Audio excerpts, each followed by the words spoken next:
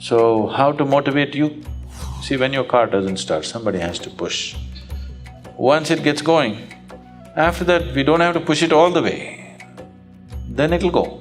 We can teach you ways. When you start experiencing it as a part of you, it fires you up.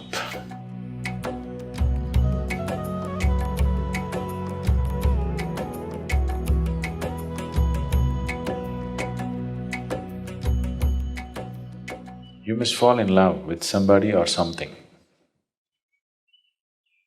If you don't find a somebody, you must fall in love with something. Something means something to you, you will wake up in the morning. Nothing means anything to you, where is the reason to wake up in the morning? How do you fall in love?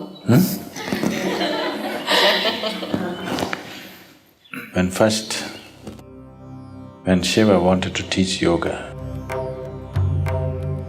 to his first disciple, which was his own wife, Parvati,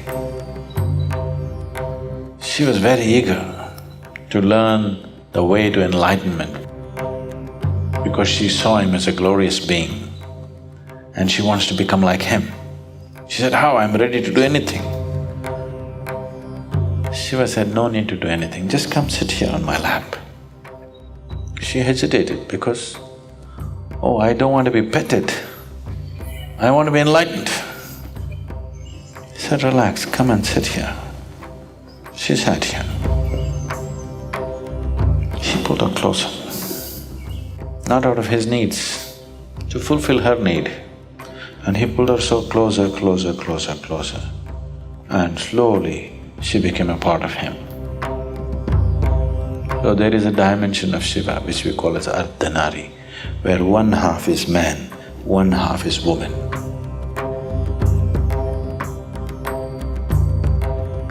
What the imagery is trying to tell you is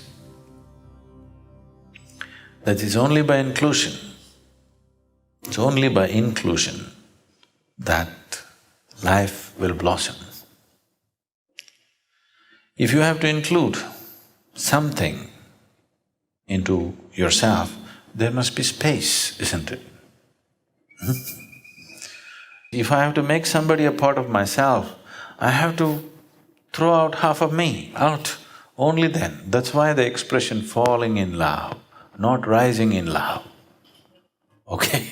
Not standing in love, not climbing in love, falling in love, because a part of you has to fall, only then there will be space for something else or somebody else. If all of you, the whole of you falls down, there'll be enormous space. You can include the whole cosmos as a part of yourself. If at least a part of you falls down, you may fall in love with one more human being or one more aspect of creation.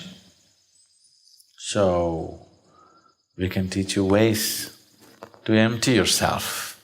If a part of you falls down, that empty space has to be filled with something.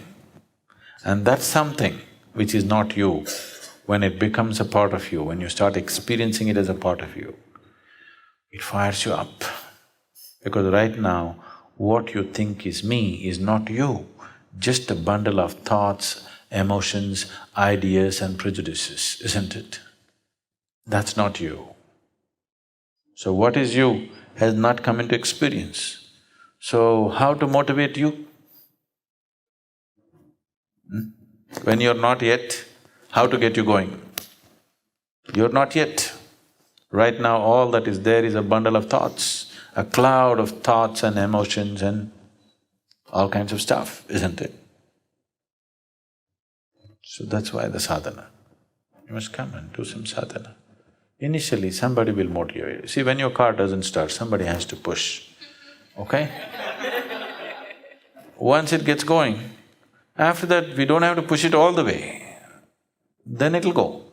So initially nothing wrong using a little bit of a push, everybody needs a push. There are very few people who can propel themselves from step one. Most others need push, often on a little kick here and there. Rest they will do